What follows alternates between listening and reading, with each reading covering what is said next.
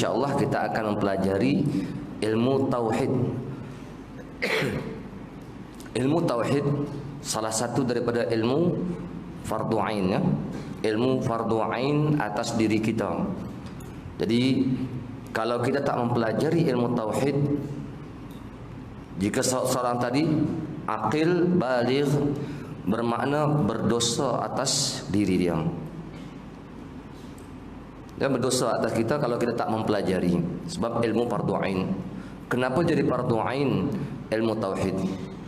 Ilmu tauhid ni iaitu ilmu macam mana cara, nama pun asal tauhid, wahada yuwahhidu tauhidan.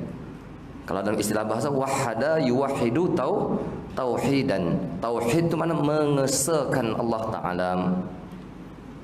Jadi Allah Taala ni sebelum kita masuk kita terangkan dulu.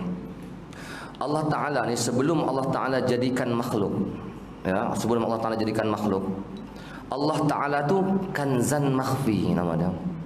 Kuntu kanzan makhfiyan fa ahbabtu an u'rafa fa khalaqtul khalqa liya'rifani. Adalah aku satu ketika dahulu satu perbendaharaan yang tersembunyi. Aku kasih, aku suka bahawa aku ni dikenal. Allah Ta'ala kata, aku suka aku dikenal. Fa khalaqtul khalqa, maka aku jadikan makhluk. Untuk apa aku jadikan makhluk? Liya'rifani, supaya mereka mengenal akan daku. Jadi Allah Ta'ala jadikan makhluk, jadikan kita insan, jadikan jin dan manusia ni untuk Allah Ta'ala nak memperkenalkan diri dia. Sedangkan Allah Ta'ala ni zat.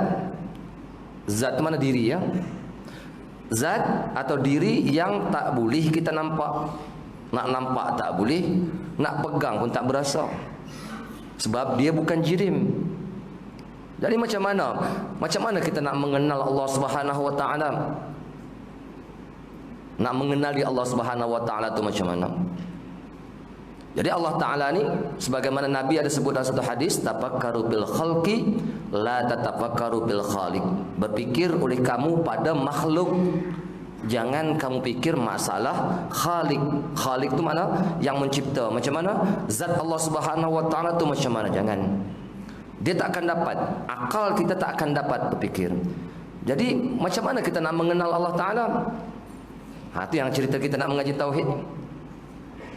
Mengenal Allah Subhanahu Wa Ta'ala ni melalui sifat dia. Disuruh kita mengenal Allah Ta'ala melalui sifat dia.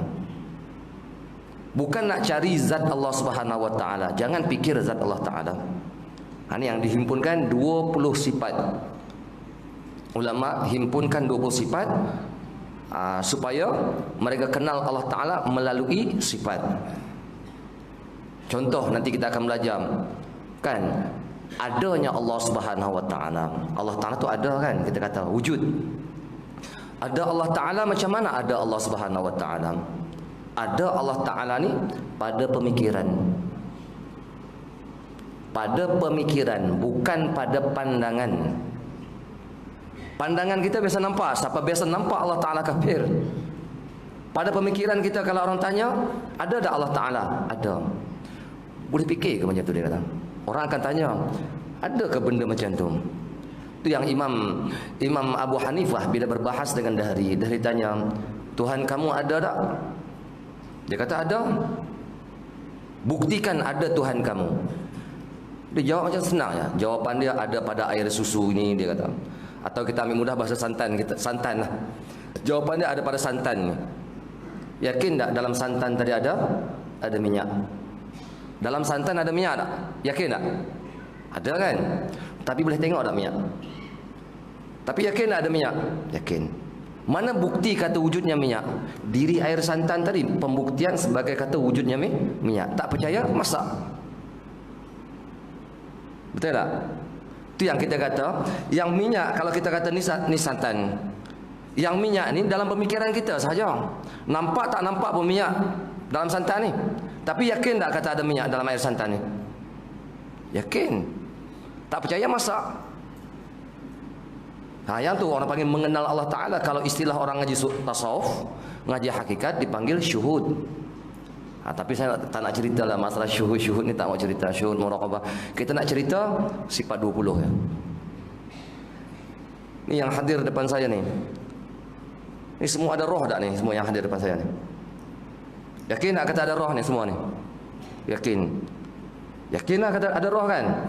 Siapa biasa tengok roh?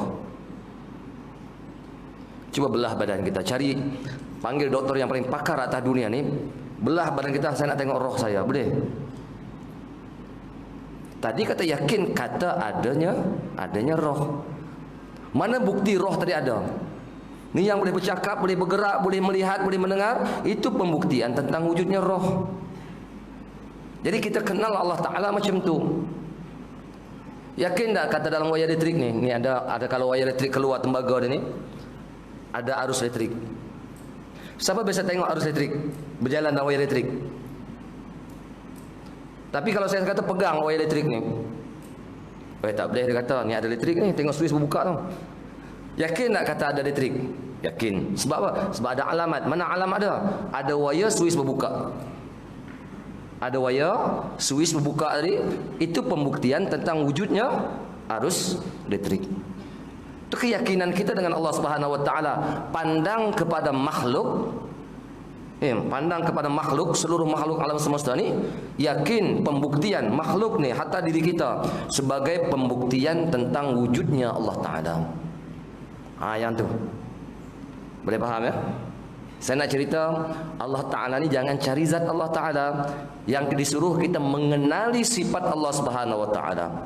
Itu yang ulama ijma' sepakat ulama mewajibkan kita ni mempelajari sifat 20. Siapa tak belajar sifat 20, hari-hari sedut nafas, tarik nafas, lepas nafas tu berdosa sentiasa. Berdosa. Sebab benda apa? Sebab benda ijma'. Oh, saya dah belajar sifat 20 ustaz, dia kata, tapi saya tak faham. Itu cerita nombor 2. Fardu ain kita dah lepas dah. Alayyal qiraah wa 'alallahi al-futuh. Atas saya baca sahaja. Nak bagi faham itu Tuhan. Bukan saya boleh bagi faham, tuan-tuan. Saya tak boleh bagi faham. Saya bercakap, saya baca sahaja. Yang penting belajar. Faham? Jadi dah kita mengenali Allah Subhanahu wa taala, insya-Allah kita akan belajar satu persatu sekali lagi. Dah kita belajar satu-satu sifat, di hujung nanti kita akan mempelajari makna la ilaha illallah. Di mana-mana kitab tauhid pun, bila kita belajar di hujung kitab ataupun di permulaan kitab, dia akan cerita makna la ilaha illallah. Itulah natijah ataupun natijah mana hujung jatuh, maksud matlamat kita nak belajar memahami makna la ilaha illallah. Sebagaimana dalam muqaddimah saya tadi kata, afdalu ma qultu ana wan nabiyyuna min qabli qaulu la ilaha illallah. Afdal barang yang aku kata, qultu ana, nabi kata aku, wan nabiyyuna min qabli, dan nabi-nabi yang sebelum daripada aku, ialah qaulu la ilaha illallah, kata la ilaha illallah. Sebut perkataan la ilaha illallah. Jadi sebut perkataan la ilaha illallah ni, adakah setakat sebut? Nabi kata apa? Man kana akhiru kalamihi la ilaha illallah dakhalal jannah. Barang siapa akhir kalam dia, kalam la ilaha illallah, dakhalal jannah, dia akan masuk ke dalam syurga Allah Subhanahu wa taala. Kalau kalam, akhir kalam bukan orang mati. Kan saya ngada orang mati banyak jugalah. Tak ada seorang pun yang la ilaha illallah pejabat tak dapat. Tak ada. Macam-macam kan, biasa ngadak orang mati kan. Tak ada pun. Habis macam mana tu? Nabi kata akhiru kalamihi. Nabi tak kata man kana akhiru qawlihi. Nabi tak kata qawlihi. Barang siapa akhir kata. Kalam tu di mana kalam? Innal kalama la fil fuad wa innama ju'ilal lisanu alaihi dalila. Sesungguhnya kalam tu la fil fuad, dalam hati. Dijadikan lidah ni, kita kata lidah ni sebagai bukti benda di dalam hati. Lidah ni pembuktian benda yang dalam hati kita. Jadi maksud saya sini, jangan pandai sebut la ilaha illallah tapi kita tak memahami maksud la ilaha illallah. Oh, rugi. Jadi maksud kena faham maksud la ilaha illallah. Apa Nabi di belakang, insya-Allah petang nanti kita akan cerita makna la ilaha. Itu yang paling penting. Belah petang, pagi ni tak dan. Tengok Ahmad bin Hanbal ketika hampir ajal. Ahmad bin Hanbal ketika hampir ajal, nampak tu guru dah nazak ni, anak murid pun ajarkan la ilaha illallah, ajar. Ahmad bin Hanbal jawab apa? Tidak, dia kata. Tidak. Ajar, terkejutlah anak murid, kenapa tu guru kita ni? Ajar lagi. Dia kata tidak. Tidak, semua kata tidak.